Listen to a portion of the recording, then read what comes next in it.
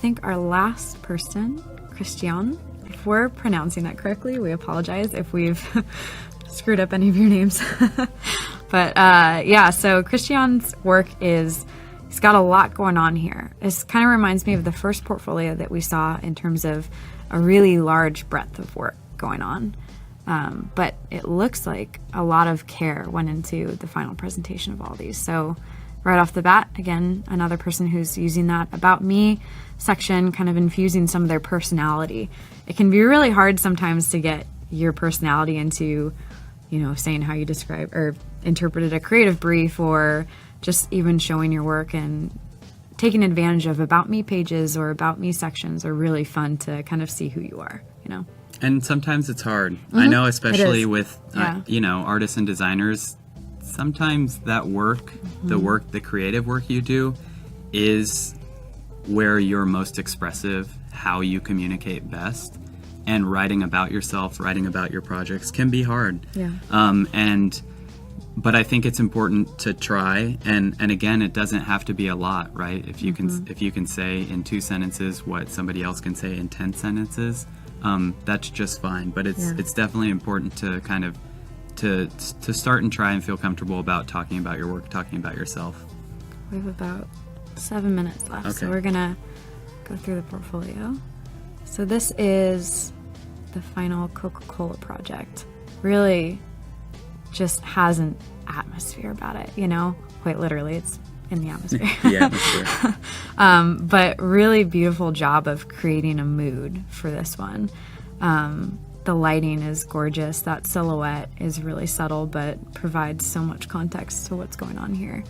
Yeah. And again, this is part of the brief that red and white is your primary color palette, if you haven't picked up on that already. And so it's a real creative challenge to build a scene with 2 colors, in various tints and shades of those colors. Yeah. But what I love about this one is that it's soft and it feels like it's nighttime, right? Which is exactly what it's meant to be. Right. And all that's used is white and red. Yeah, it's really soothing to look at. Right.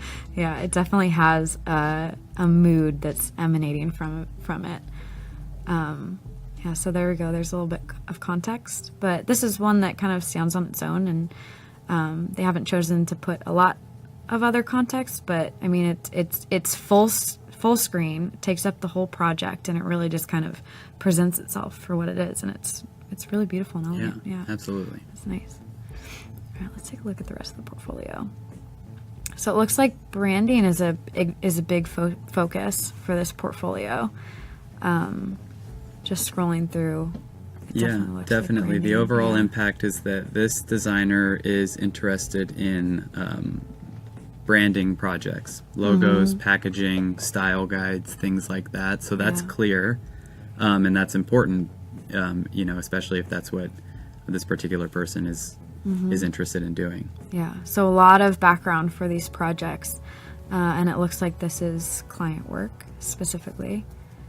I would maybe suggest that what we saw there in the description, I haven't read it all, and that's actually kind of the feedback, is that it's a lot. It almost is as if this is what the designer was given as the background, and this is what you should respond to. And maybe there's an opportunity here to kind of condense the description about this project to something shorter, because again, we want to know kind of what it's about, why it's important, and then also get to the artwork, which is peeking from below.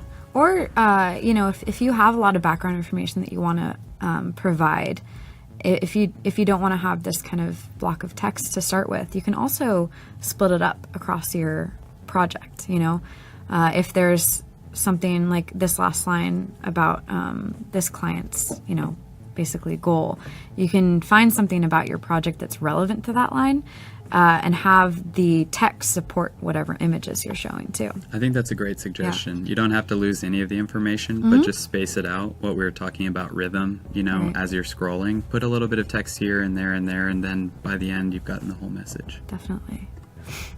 Let's jump into this one. Okay. Yeah, so giving a lot of background information, and this one's a little bit more broken up and showing different variations of the treatment is always a really cool thing to see, especially if you're doing logo work.